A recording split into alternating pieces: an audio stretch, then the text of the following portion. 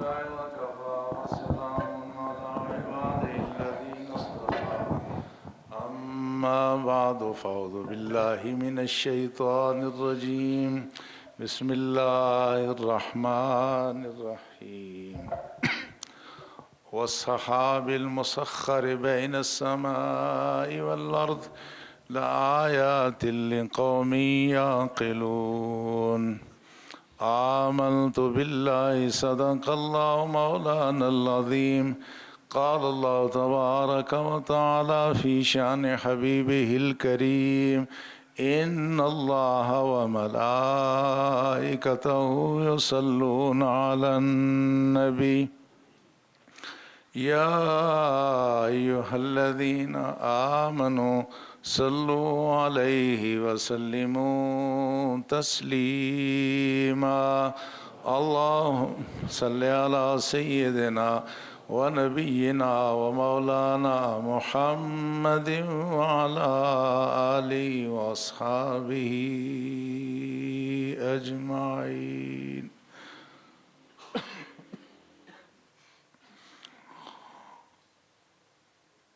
اللہ کے صد عزت و تکریم برادران اسلام، گزشتہ جمعۃ المبارک کے موقع پر ہم اللہ جل شانہ کی عظمت اور رسول اللہ صلی اللہ علیہ وسلم کی رفعت کا تذکرہ زمین و آسمان میں پھیلے ہوئے آثار میں سے پانی کے حوالے سے کر رہے تھے۔ جب یہ چیز واضح ہے کہ پانی ہر چیز کی ضرورت ہے، یہ صرف سمندر میں تیرنے والی مچھلیوں کی ضرورت ہی نہیں ہے، فضاؤں میں اڑنے والے پرندوں کو بھی پانی کی ضرورت ہے، زمین کی تہوں میں رینگنے والے کیڑوں مکوڑوں کو بھی پانی کی ہی ضرورت ہے، ہمارے قرب و جوار میں پھیلی ہوئی غیر ذی روح چیز یہ درخت ہیں، ان کو بھی پانی کی ہی ضرورت ہے، اور انسان کو بھی پانی ہی کی ضرورت ہے۔ اس زمین کے ایک ایک چپے کو پانی کی ضرورت ہے۔ تو گویا جو چیز اتنی ضروری ہے وہ اللہ جل شانہ نے اگرچہ پیدا تو بہت زیادہ مقدار میں کی ہے، یعنی زمین کل اگر دیکھا جائے تو زمین میں خشکی چوتھا حصہ ہے، 3 حصے پانی ہی ہے۔ یہ ایسی ہماری پلاننگ تو نہیں ہے نا کہ ہم ایسے سڑکیں بنائیں کہ 10 سال بعد پتہ چلے کہ نہیں تھی، ہماری ضرورتیں پوری نہیں کر رہی ہیں۔ یہ تو اللہ رب العزت رب حکیم کی منصوبہ بندی ہے، اس میں ہر چیز ایک اندازے کے مطابق ہے۔ پانی اللہ نے انسان کی ضرورت جب تک یہ دنیا قائم رہے گی اس وقت تک اللہ نے اس کو رکھا ہوا ہے، اور اس میں نہ کمی ہوتی ہے نہ اس میں اضافہ ہوتا ہے۔ تو یہ سوال یہ پیدا ہوتا ہے کہ جو چیز اتنی عام ہے، ضرورت سب کو ہے، تو اس کی ترسیل کا انتظام کیا ہو۔ آج جو ہمارے ہاں اس وقت دشواری ہے وہ یہ نہیں ہے کہ پانی ختم ہو گیا روئے زمین سے، پانی ضرور ہے لیکن ہم تک پہنچ نہیں رہا ہے۔ تو اللہ رب العزت نے جس چیز کی جتنی ضرورت رکھی ہے اس کے پہنچانے کا بھی کوئی سرکاری انتظام ہی ہونا چاہیے، ورنہ اگر ہم پانی اپنے طور پر لانے کی کوشش کریں جس طرح پیٹرول اور ڈیزل آتا ہے، تو یہ شاید پانی کا ریٹ بھی وہی ہو جائے گا ڈیزل اور پیٹرول کا ہے۔ میں نے ایک پچھلے جمعے میں ذکر کیا تھا ایک داعیے کے حوالے سے کہ ایک دشمن خدا اور رسول نے ایک سکول کی تقریب میں جہاں بڑے پڑھے لکھے لوگ موجود تھے، اس نے سٹیج پہ آ کے ایک بہت ہی طنزیہ بات کی، جس کو سٹیج پر کیا مجمع میں بیٹھے ہوئے لوگ بالکل انہوں نے توجہ نہیں دی۔ اس نے کہا آج تک یہ فیصلہ نہیں ہو سکا کہ بارش خدا برساتا ہے یا ہوائیں برساتی ہیں۔ اس کا مقصد یہ تھا، وہ ایک اعتراض کر رہا تھا کہ گویا جو نسل نو ہے ان کے ذہنوں کو مفلوج کیا جائے کہ اس اسلام میں ہر طرح سے تضادات ہی تضادات ہیں۔ اور تاکہ نسل نو کو خدا سے برگشتہ کر دیا جائے۔ تو میں انشاءاللہ آج کی گفتگو میں ہم جو اس کا تذکرہ کریں گے تو ساتھ یہ ساری چیزیں آپ دیکھیں گے کہ یہ بحثیں جو چھیڑے گا وہ منہ کی کھا کے جائے گا۔ اسلام پر جس نے حملہ کیا، بشرطے کہ ہمیں اسلام کا پتہ ہو، یہ ایسا دین، یہ یہودیت اور مسیحیت نہیں ہے جس کو سائنسی ترقی سے خطرہ ہو۔ یہ تو خدا کا سچا دین ہے۔ جو اس پر حملہ کرے گا اس کا منہ ہمیشہ کالا ہی ہوگا۔ اس لیے اس پر حملہ کرنے والے شخص کو یہ غلط فہمی نہیں ہونی چاہیے کہ وہ اس کی بنیادیں ہلائے گا۔ جو اس کی بنیادیں ہلانے کی کوشش کرے گا اس کی اپنی بنیادیں ہل جائیں گی۔ تو آج ہم یہ بتانا چاہتے ہیں کہ یہ جو پانی کی ترسیل کا انتظام ہے یہ ہواؤں سے ہو رہا ہے، بارش سے ہو رہا ہے۔ ہم کوئی زیادہ باریک باتیں نہیں، کہ موٹی موٹی باتیں ہیں جو عام تجربے میں آتی ہیں۔ اچھا، یہ بارش کا پانی ہم تک کیسے پہنچتا ہے؟ ایک موٹی سی مثال آپ دیکھتے ہوں گے کہ گرمیوں کے موسم میں اگر ٹھنڈے مشروب کی بوتل آپ کے سامنے رکھی جائے جس کے اندر ٹھنڈا مشروب ہو تو تھوڑی دیر میں کیا ہوتا ہے؟ اس کے باہر فوراً آپ دیکھتے ہیں کہ پانی ٹپکنا شروع ہو جاتا ہے۔ یہ پانی کہاں سے آ گیا؟ آپ نے سوچا ہوگا۔ یہ آج کل بھی ہوتا ہے نا کہ گھر میں، آپ کا گھر گرم ہے تو کہیں نہ کہیں شیشے تو کھڑکیوں میں لگے ہوتے ہیں۔ آپ نے دیکھا ہوگا کہ شیشے کے اندر پانی آ جاتا ہے۔ یہ پانی کہاں سے آ گیا؟ یہ وہ بات ہے جو بارشیں بھی ایسے ہی ہوتی ہیں۔ کیا ہوتا ہے؟ جب بوتل میں ٹھنڈا مشروب ہے، باہر بہاؤ موجود ہے، یہ بہاؤ جا کے اس ٹھنڈی بوتل کے ساتھ ٹکرائی تو پانی بن کے وہاں سے گرنا شروع ہو گئی۔ گھروں میں پانی کیسے ٹپکتا ہے شیشوں سے؟ کہ اندر کی جو گرم فضا ہے اس میں بخارات ہیں، ہمارے منہ سے نکلنے والے یہ سانس ہے، یہ سارے بخارات جمع ہو کے اندر کا ماحول ہے گرم، یہ جا کے جب ٹکراتے ہیں ٹھنڈے شیشے کے ساتھ پانی بن کر کے نیچے گرنا شروع ہو جاتا ہے۔ بالکل بارش بھی ایسے ہی ہوتی ہے کہ سمندروں میں جب سورج چمکتا ہے وہاں سے بخارات اٹھتے ہیں، مگر اللہ رب العزت کی عظمت پہ قربان جائیں، یہ اس ملک کا دائریہ، یہ بے ایمان، یہ ہندوستانی ایجنسیوں سے پیسے کھا کر کے یہ ان کے گیت گاتا ہے، اس رب کی عظمت اور رب کا کرم نہیں دیکھتا کہ وہ رب جب سمندروں کا کھاری پانی ہے، جب وہی سورج کی حرارت سے اس کو بھاپ کی صورت میں اٹھاتا ہے تو اٹھاتے وقت کھاری پن سارا دفن کر دیتا ہے، حالانکہ وہ سمندر کا پانی وہ قابل استعمال نہیں ہوتا۔ اس رب کے نام پر قربان جائیں، ہزار بار اس کے سامنے اپنی جبین نیاز جھکائیں تو پھر بھی اس کا احسان بجا نہیں لایا جا سکتا۔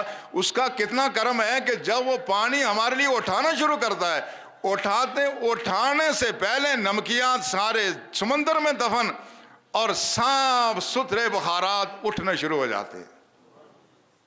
اس سے جب اٹھنے کے بعد پھر آگے جب بادل بنے، بادلوں کو ہواؤں نے اٹھایا، ہوا اٹھا کے زمین کے قریب گرمی ہوتی ہے، اوپر لے جاتی ہیں ہوائیں، کہیں پہاڑوں سے ٹکرائیں، کہیں اوپر فضا میں جب گئے بادلوں میں جب ٹھنڈ پیدا ہوئی، وہی جو بخارات جو ہمارے پیپسی کوک کی بوتل پہ قطرے بنے تھے اسی طرح سے وہاں وہ پانی کے قطروں میں تبدیل ہوئے، اس کے بعد بارش برسنی شروع ہو گئی۔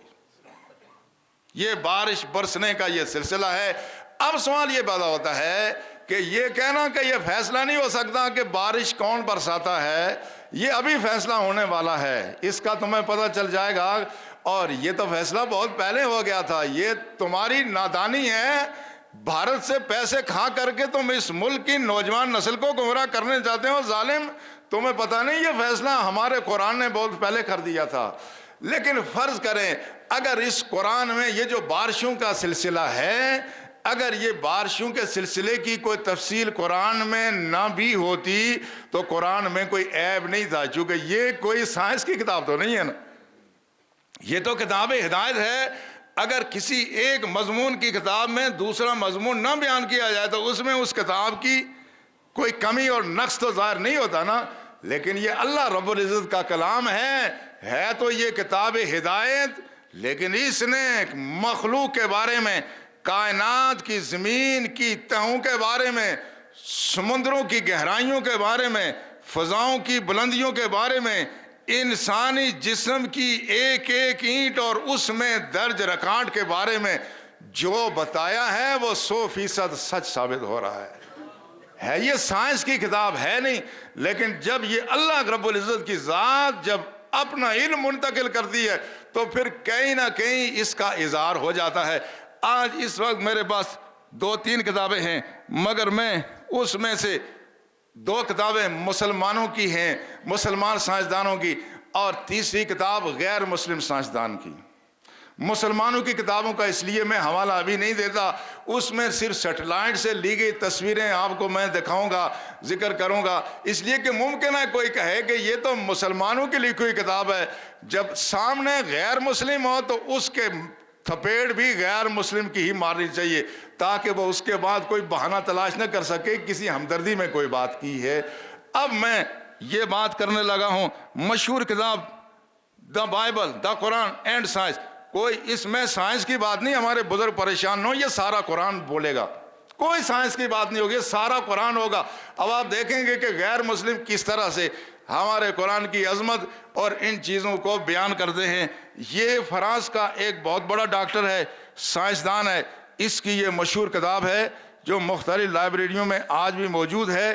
اس میں اس نے اس حوالے سے گفتگو کی ہے اور بڑی خوبصورت گفتگو کی ہے۔ اس کا یہ ہے 5واں چیپٹر ہے زمین کے بارے میں۔ اچھا، اس نے یہ ایسا شخص نہیں ہے، یہ جال کٹا نہیں ہے جس طرح ہمارے یہاں دہریے ہوتے ہیں کہ پتہ کچھ نہیں ہے بڑی بات کر رہے۔ یہ وہ شخص ہے کہ جس نے پہلے قرآن کو ترجمے سے پڑھا، سائنسدان تو یہ تھا ہی، اب اس نے دیکھا کہ قرآن حکیم میں بہت چیزیں ایسی ہیں جو موجودہ ہمارے سائنس سے متصادم ہیں۔ اس کو بڑی تشویش ہوئی، یہ پہلے بائبل پڑھ چکا تھا، تورات، زبور، انجیل پڑھی، اس نے دیکھا اس میں بھی ایسی چیزیں بیان کی گئی ہیں جو ہمارے سائنس جن کو نہیں مانتی، تو اس نے کہا کہ شاید قرآن میں ایسی چیزیں ملیں۔ ادھر جب پڑھا تو اس میں بھی دیکھا کچھ چیزیں ایسی ہیں جو سائنس سے ٹکرا رہی ہیں۔ اس نے پھر مسلمان علماء سے بات کی اور پھر آخر میں یہ محسوس کیا کہ جب تک میں نے عربی سیکھ کر کے خود قرآن نہیں پڑھا یہ عقدہ کبھی وار نہیں ہوگا۔ پھر اس نے عربی زبان پڑھی، عربی زبان پڑھنے کے بعد قرآن کو براہ راست اپنے سائنسی پس منظر میں سمجھا، اور ابھی جو آیتیں وہ جو آگے یہاں بیان کر رہا ہے اس سے پتہ چلے گا کہ اس نے دین کو اور قرآن کی عظمت کو کیسے جانا ہے۔ اس میں 5ویں باب میں جو زمین سے متعلق یہ تفصیلات بیان کرنا چاہتا ہے اس میں 3 باتیں اس نے نمایاں طور پر کی ہیں۔ کہتا ہے پہلی بات یہ ہے کہ کچھ چیزیں تو قرآن نے ایسی بیان کی ہیں جو اس کے جو اول مخاطبین ہیں ان کو بھی سمجھ آ جاتی ہیں۔ اول مخاطبین کون تھے؟ قریش مکہ تھے، اس کے بعد پھر مدینہ طیبہ کے یہود اور انصار، مہاجرین، یہی لوگ اول مخاطب ہیں۔ کہتا ہے اس قرآن میں نے دیکھا آیت کا ایک ایسا ہے جو ان کو بھی سمجھ آ رہا ہے۔ آیت میں کچھ چیزیں ایسی ہیں جو اس دور میں کسی کو سمجھ نہیں آ رہی تھیں جو آج کے انسان کو سمجھ آنی شروع ہو گئی ہیں۔ لیکن کہتا ہے جو تیسری بات ہے وہ ساتھ کیا ہے کہ ہر جگہ اللہ رب العزت نے انسان کو دعوت دی ہے کیا؟ ٹو ریفلیکٹ آن ڈیوائن بینیفیسنس، کہ ہر جگہ اللہ رب العزت بندوں کو یہ ساتھ دلا رہا ہے کہ بندو اتنا تم پر میں کرم کر رہا ہوں پھر بھی تم مجھ سے دور جا رہے ہو، یہ ہوائیں تمہاری خدمت میں، یہ فضائیں تمہاری خدمت میں، یہ سورج کی روشنی تمہاری خدمت میں ہے، یہ چاند کی گردش تمہاری خدمت میں ہے، یہ سارا کچھ تمہاری خدمت میں لگا ہوا ہے، تو بندو پھر بھی تم شکر ادا نہیں کرتے، تم مجھ سے منہ موڑتے ہو۔ یہ جو 3 کہتا ہے یہ 3 بنیادی چیزیں ہیں جو اس قرآن میں ذکر ہوئی ہیں۔ اب وہ آیات کا صرف میں ترجمہ گزارش کروں گا۔ سب سے پہلے وہ سورہ بقرہ کی آیت نمبر 22 ذکر کرتا ہے الذی جعل لکم الارض فراشا والسماء بناء واخرج من الثمرات رزقا لکم فلا تجعلوا للہ اندادا وانتم تعلمون۔ یہ جو 3 خصوصیات ہیں ان کو دیکھتے رہنا آپ۔ اللہ نے فرمایا اللہ کون ہے؟ جعل لکم الارض فراشا، جس نے زمین کو تمہارے لیے بچھونا بنایا ہے، والسماء بنا، آسمان کو تمہارے لیے اس نے چھت بنایا ہے، وَأَخْرَجَ بِهِ مِنَ الثَّمَرَاتِ رِزْقًا لَكُمْ، اور اس میں جتنے پھل نکلتے ہیں یہ تو تمہاری روزی ہے نا۔ پھر کیا ہے؟ فَلَا تَجْعَلُوا لِلَّهِ أَنْدَادًا، بندو خدا کے ساتھ کسی کو شریک نہ ٹھہرانا، وَأَنْتُمْ تَعْلَمُونَ، حالانکہ تمہیں معلوم بھی ہے کہ زمین کو پیدا کرنے والا اللہ، آسمان کو پیدا کرنے والا اللہ، یہ سبزیوں پھلوں کو اگانے والا اللہ ہے۔ تو جو اللہ تم پر اتنا رحیم و کریم ہے، فَلَا تَجْعَلُوا لِلَّهِ أَنْدَادًا، کسی کو اس کا شریک نہ ٹھہرانا۔ پہلی آیت یہ۔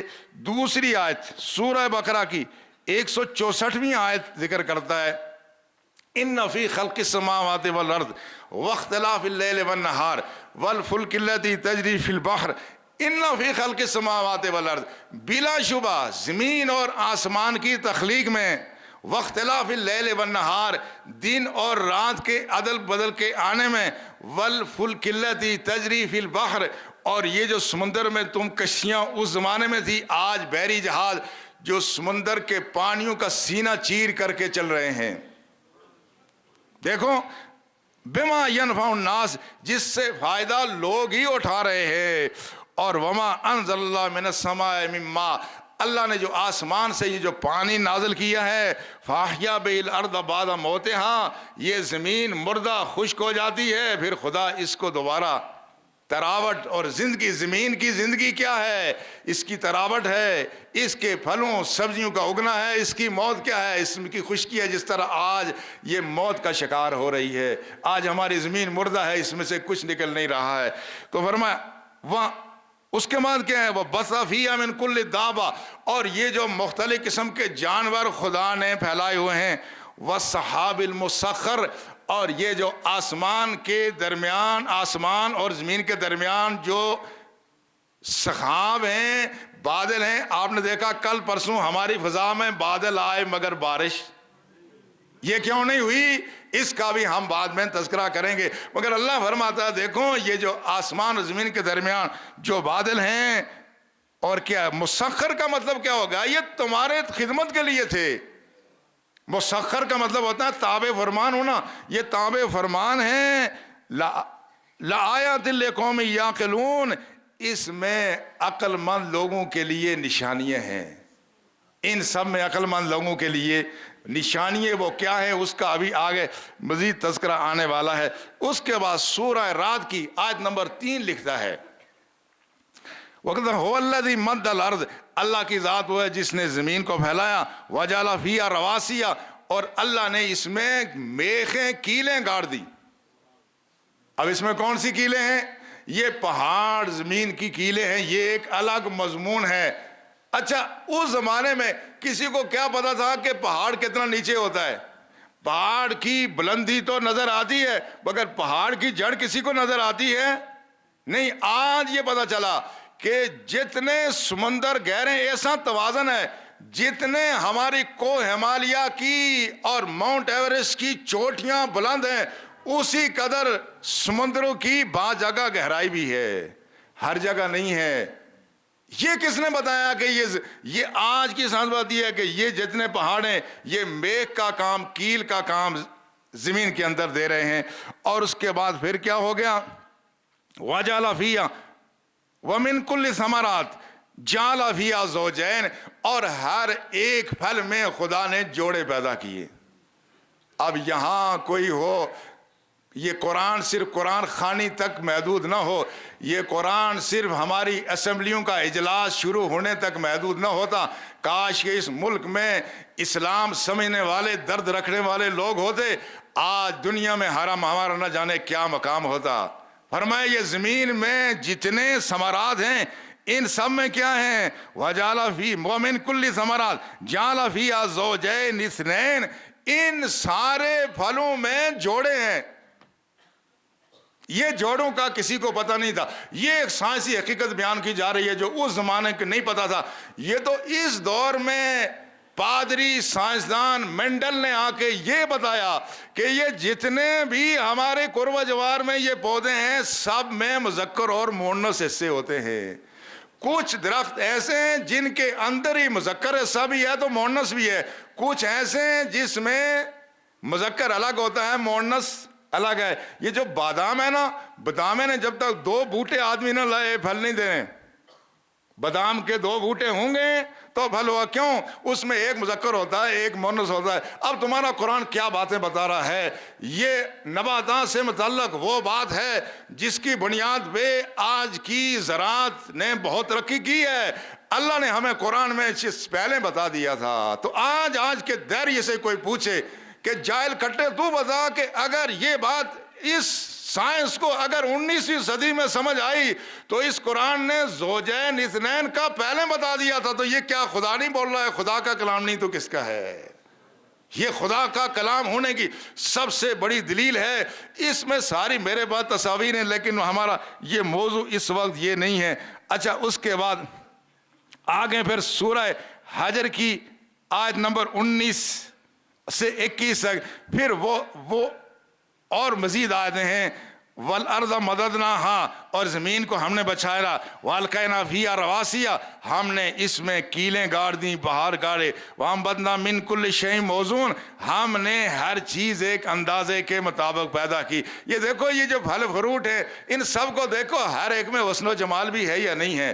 ہر ایک چیز میں ایک بڑا توازن ہے اور اعتدال ہے۔ وَجَعَلْنَا لَكُمْ فِيهَا مَعَاشٍ، اس میں ہم تمہاری گزرانے اوقات رکھی ہے۔ وَمَن لَّسْتُمْ لَهُ بِرَازِقِينَ، اور ان کے لیے روزی ہے جن کی روزی تم نہیں دیتے۔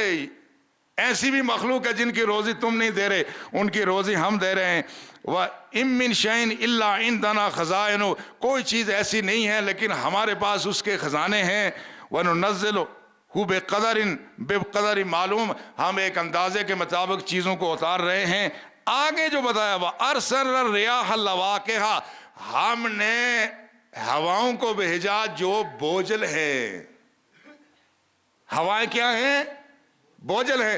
اچھا یہ بتائیں، اس وقت جو ہوائیں چل رہے ہیں کیا اس کا بوجھ کبھی آپ نے محسوس کیا؟ یہ تو ہم کہتے ہیں یہ تو بوجھ ہے ہی نہیں، بوجھ ہوتا تو زمین پہ ہوتی نا۔ یہ فضا میں ہم عام آدمی یہ سمجھتا ہے اس کا کوئی بوجھ نہیں ہے، مگر رب کہہ رہا ہے بوجھ ہے۔ وہ بوجھ ابھی بتائیں گے کہ وہ کون سا بوجھ ہے۔ فَأَنزَلْنَا مِنَ السَّمَاءِ مَاءً، ہم نے آسمان سے پانی اتارا، فَأَسْقَيْنَاكُمُوهُ، ہم نے اس سے تمہیں سیراب کیا، وَمَا أَنْتُمْ لَهُ بِخَازِنِينَ، حالانکہ تم اس کو جمع کرنے والے نہ تھے۔ اب یہ بات یہاں کر کے اس کے بعد پھر سورہ نمل کی آیت نمبر 61 ذکر کی ہے۔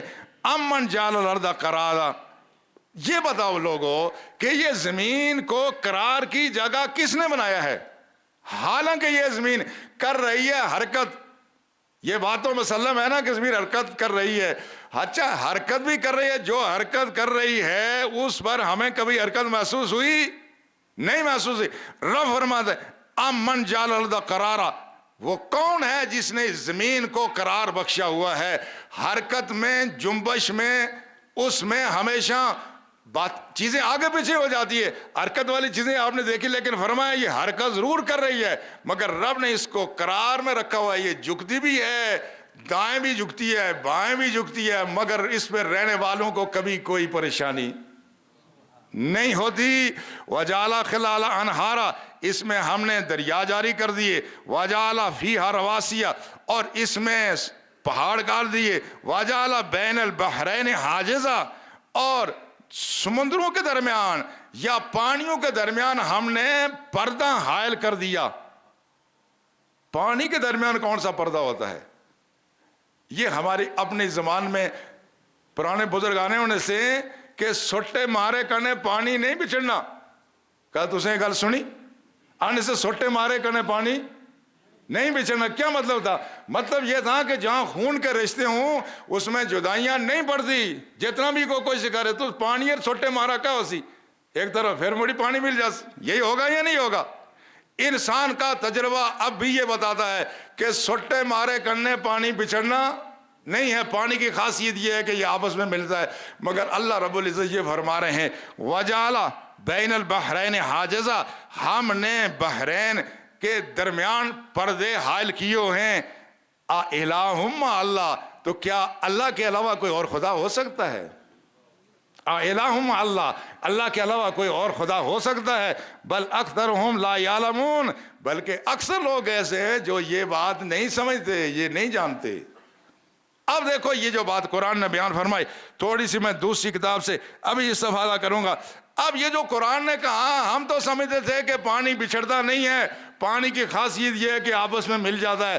اللہ قرآن میں فرماتا ہے کہ نہیں، پانی کو بھی ہماری قدرت الگ رکھ سکتی ہے اور رکھتی ہے۔ یہ اس دور کی بات ہے جب کسی کو کوئی پتہ نہیں تھا کہ ایسا بھی ہو سکتا ہے۔ یہ کتاب برطانیہ سے شائع ہوئی ہے اور اس کے صفحہ نمبر 257 پر وہ سیٹلائٹ سے لی ہوئی تصاویر ہیں، اور یہ کون سی ہے؟ ایک طرف تو اس میں بحیرہ اوقیانوس ہے اور دوسری طرف بحر الکاہل ہے، اور یہ ہے کون سی جگہ؟ یہ اسپین میں ہے، جبرالٹر سل کہتے ہیں۔ جبرالٹر کا ایک پہاڑ تو آپ نے سنا نا، پڑھے لکھے لوگوں نے کافی، یہ جو جبرالٹر سل ہے، یہ درمیان میں دور کے آدمی نہیں دیکھ سکتے، یہ درمیان میں ہے جبرالٹر سل، ادھر ہے بحر اوقیانوس، ادھر ہے کون سا؟ بحر الکاہل۔ اس کا پانی یہ جا رہا ہے 1000 میٹر تک نیچے جا رہا ہے، مگر 1000 میٹر تک جانے کے باوجود یہ آپس میں ملتا نہیں ہے، اس کے رنگ الگ الگ جدا ہے۔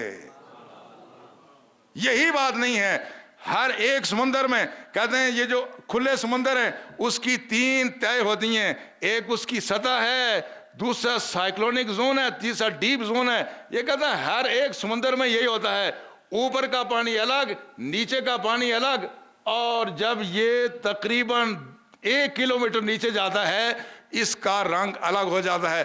اب بتاؤ، اگر یہ رب کا قرآن سچا نہ ہوتا، اگر یہ کتاب اللہ کی نہ ہوتی، تو سمندروں کی تہوں میں اور جبرالٹر سلٹ میں کون نیچے گیا تھا؟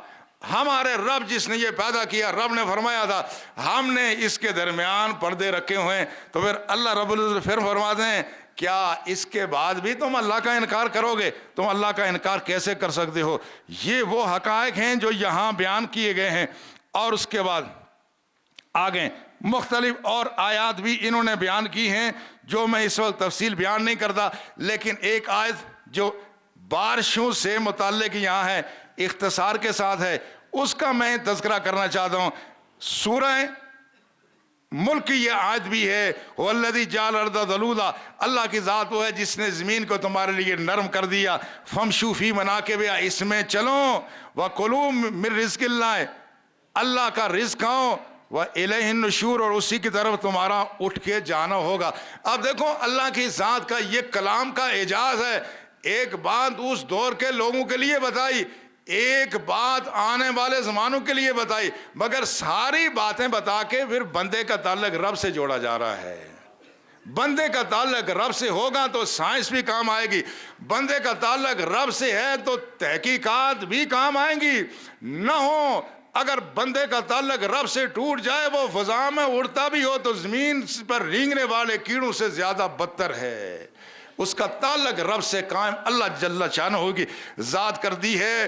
اور یہ ساری باتیں کرنے کے بعد وہ ایک اور بات کرتا ہے، کہتا ہے یہ جو بات، یہ جو ابھی آپ نے آیات سنی، ان سب کا ذکر کرنے کے بعد وہ کیا کہتا ہے؟ وہ کہتا ہے، انگریزی الفاظ ہے، یہ کتاب اصل میں ہے فرانسیسی میں، یہ اس کا انگریزی ترجمہ میرے پاس ہے۔ وہ کہتا ہے this is a mark of Quranic universality, وہ کہتا ہے یہ تو قرآن کی آفاقیت کی علامت ہے نا۔ اگر یہ ایک دور کی کتاب ہوتی تو آج کا سائنسدان تو اس کو نہ مانتا۔ کہتا ہے اس کی عظمت یہ ہے کہ اس دور کے ان پڑھ عرابیوں دیہاتیوں نے بھی اس کو سمجھا، آج کے عظیم سائنسدان بھی اس پر اش کر کے اٹھتے ہیں، اور پھر ساتھ یہ قرآن بندے کا تعلق رب سے جوڑتا ہے۔ اب یہ بات کرنے کے بعد اگلے مرحلے پر آتا ہے جو دوسرا چیپٹر ہے، وہ ہے بارشوں سے متعلق، کہ بارشیں کیسی ہوتی ہیں، کون نازل کرتا ہے، کیسے ہوتی ہیں، ان سب کا آگے ذکر کر رہا ہے۔ لیکن وہ ایک بات اس پر بڑا تعجب بھی کرتا ہے کہ جو باتیں اس زمانے میں جب قرآن نازل ہوا، اس زمانے میں جو باتیں لوگوں میں مشہور تھی، قرآن نے اس کا ذکر نہیں کیا۔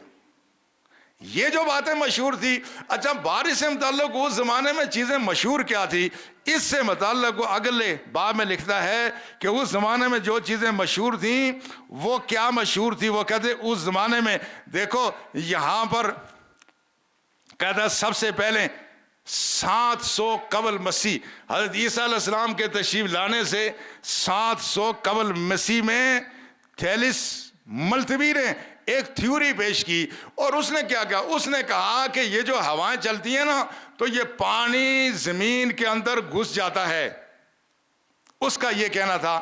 اور اس کے بعد اس موضوع پر جو سب سے پہلے جس نے سوچا, جن کی حکمت و دانش کا دنیا میں آج بھی چرچا ہے, آج افلاطون اور ارسطو کا نام آئے تو احترام سے لوگ نظریں جھکا لیتے ہیں کہ بہت بڑا دماغ تھا, بہت بڑے فلسفی تھے, بہت بڑے لوگ تھے جنہوں نے بہت سوچا. یہ کہنا جو افلاطون اور ارسطو نے جو بات کہی تھی یہ اس کا ذکر کرتا ہے. وہ کہتا ہے یہ افلاطون کا خیال کیا تھا اور ارسطو کا کیا خیال تھا. وہ کہتا ارسطو یہ کہتا تھا کہ یہ جو پانی ہے نا, وہ کہتا ہے وہ چونکہ تھا یونان میں, کہتا یہ اس کے اندر زمین کے اندر جھیلیں ہیں, تو جہاں کہیں شگاف ہوتا ہے نا وہاں پہ جھیلوں کا پانی اوپر آ جاتا ہے. اس کا یہ نظریہ تھا. کس کا تھا؟ ارسطو کا نظریہ تھا. اور کہتا ہے افلاطون کیا کہتا تھا, افلاطون یہ کہتا تھا کہ یہ جو پانی ہے نا یہ سارا جمع ہو کے, وہ اس نے ایک مفروضہ کام کیا ٹارٹرس کے نام سے, ہوگا ٹارٹرس ایک غار ہے, یہ سارا پانی جمع ہو کے غار میں جاتا ہے, وہاں سے کدھر جاتا ہے؟ سمندر میں جاتا ہے. یہ جب قرآن نازل ہوا تو یہ نظریات اس وقت موجود تھے. وہ کہتا ہے کہ قرآن نے نہ ارسطو کے نظریے کا ذکر کیا نہ افلاطون کا کیا. کیوں؟ ہمارا جب رب بولتا ہے اہل ایمان اگر ہم قدردان ہوتے ہیں تو اس دین کو لے کے نکلتے ہیں, ہماری یونیورسٹیوں میں, کالجوں میں, ہماری تمام رصد گاہوں میں, ہماری لیبارٹریز میں پہلے قرآن ہوتا, اس سے ہم رہنمائی حاصل کرتے. ہم سے زیادہ ناشکری قوم کوئی نہیں ہے, اور ہم میں بدترین لوگ وہ سیکولر ہیں, وہ لا دین اور بے دین ہیں, خواہ وہ کسی طبقہ سے تعلق رکھتے ہوں. انہوں نے قرآن کی عظمت کو سمجھ نہیں دیا. مگر یہ کہتا ہے قرآن نے ایسی کوئی بات ذکر نہیں کی جو تصورات اس دور میں موجود تھے, بلکہ قرآن نے جو بات کی ہے وہ بالکل مختلف ہے. وہ کہتا ہے جو سب سے اہم جس شخص نے اس بارے میں کوئی بات کی جو جس کی بات مستند ہے وہ برنارڈ پیلیسی ہے, جس کا تعلق فرانس سے ہے. اس نے کون سا نظریہ پیش کیا اور قرآن نے اس کے بارے میں کیا کہا تھا. یہ تو وقت مختصر ہے, اب بات نہیں ہو سکتی, انشاءاللہ آئندہ اس پہ بات کریں گے. عرض کرنے کا مدعا یہ ہے, اللہ رب العزت نے ہمیں جو قرآن عطا فرمایا ہے یہ وہ قرآن ہے جو ہماری زندگی کے راز بھی بیان کرتا ہے, کائنات کے راز بھی بیان کرتا ہے. اللہ ہمیں اس قرآن کو سمجھنے اور اس کی عظمت کو دوسروں تک پہنچانے کی توفیق عطا فرمائے. وما علینا الا السنت عطا فرمائے.